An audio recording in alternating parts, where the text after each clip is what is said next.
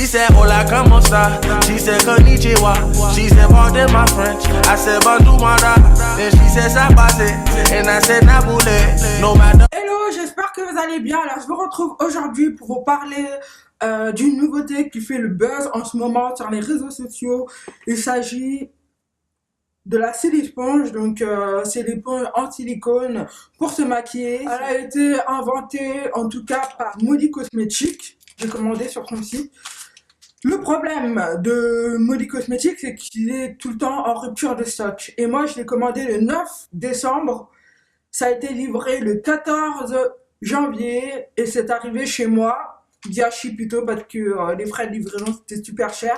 Donc c'est arrivé chez moi le 26 janvier. Je vous montre un petit peu à quoi ça ressemble. Donc j'en ai pris deux et je vous montre. Voilà. Et celle-ci c'est la version de Molly Cosmetics. Et celle-ci c'est la version de AliExpress. Comme vous pouvez le constater, il n'y a aucune différence. C'est exactement la même chose. Sur AliExpress, ça a été livré à mon domicile au bout de 3 semaines après la commande et ça m'a coûté moins de 5 €. Et sur le site de Molly Cosmetics, ça m'a coûté 18 € les deux éponges. Sinon, c'est 9 € à l'unité et 18 € les deux. Il n'y a aucune différence, c'est la même chose, sauf que celui d'AliExpress, il y a un peu plus de plastique autour, on va dire, alors que celui de chez Molly Cosmetics, c'est coupé à ras. Sinon, c'est juste la seule différence. Mais si vous voulez recevoir rapidement la silicone chez vous, je vous conseille de passer par AliExpress. C'est beaucoup plus rapide, en tout cas. Et c'est beaucoup moins cher. Il y a une notice derrière l'emballage. Alors, c'est écrit en anglais, mais je vais essayer de traduire. Ils disent, déjà, ils me remercient pour la commande du produit. Alors, pour l'utilisation, ils disent qu'il faut l'utiliser en tapotant de manière circulaire. Ensuite, il faut étirer. Voilà. Pour le nettoyer, il faut le nettoyer avec du savon et le rincer à l'eau tiède. Alors, pour le matériel, ils disent que c'est du PV. Au niveau de la prudence, il ne faut pas l'utiliser s'il est endommagé. Il faut arrêter l'utilisation. Il ne faut pas l'exposer à la lumière ou bien à la lumière du soleil. Il ne faut pas le mettre à la portée des enfants. Et aussi, c'est pour un usage externe, donc il ne faut pas l'ingérer. Voilà. Comme vous pouvez constater, je ne suis pas maquillée et c'est pour l'occasion.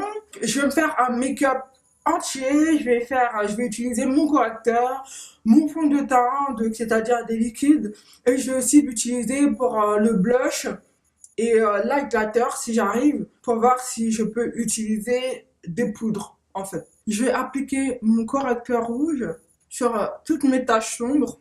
Au niveau de l'application, c'est vraiment pas compliqué, hein, mais j'ai l'impression que c'est trop petit pour ma main.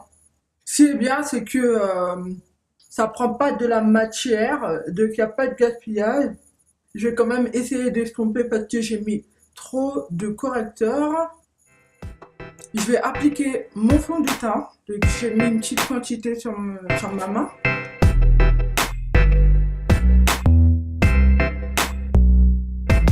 Au niveau de l'application, je trouve que c'est très bien, ça estompe bien la matière. Mais comme je vous l'ai dit tout à l'heure, j'ai l'impression que c'est un peu trop petit pour ma main, donc j'ai tendance à me mettre plein les doigts. Très sincèrement, j'aime beaucoup le résultat. Je trouve que il n'y a pas eu de gaspillage de fond de teint. J'en ai vraiment pas mis beaucoup. J'ai mis une noisette et après j'ai estompé avec mon doigt.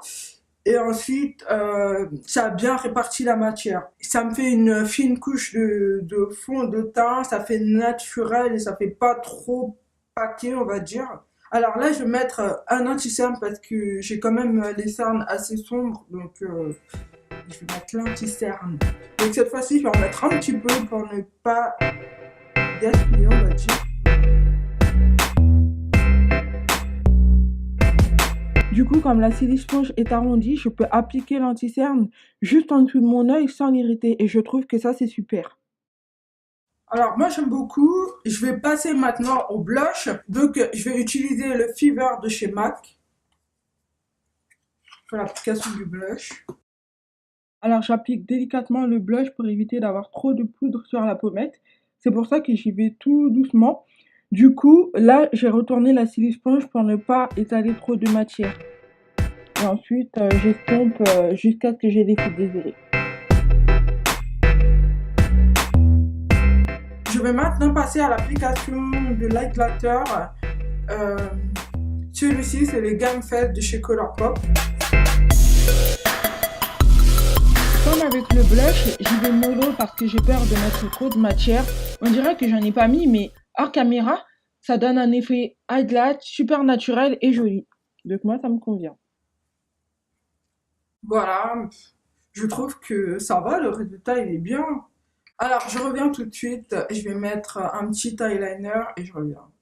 Alors, pour le récapitulatif, je vais citer les points positifs et ensuite les points négatifs selon moi. Alors, les points positifs, je trouve que c'est vraiment très intéressant dans la mesure où ça estompe bien la matière, ça donne une fine couche sur la peau de fond de teint.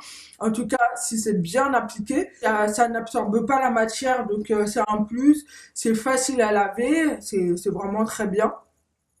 Et le fait que les bouts soient arrondis, donc on peut aller dans les creux en fait avec, donc je trouve que c'est vraiment très bien. Ensuite, au niveau du point négatif, quand je tiens la siliconge, j'ai tendance à en mettre sur mes mains en fait. Pour ma part, j'ai eu un petit peu du mal à l'appliquer, ça me salaire les doigts.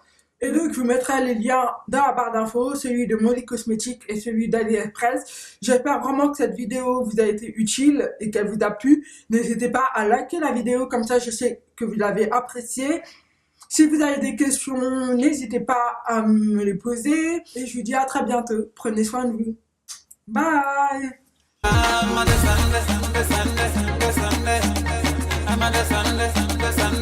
Sunday.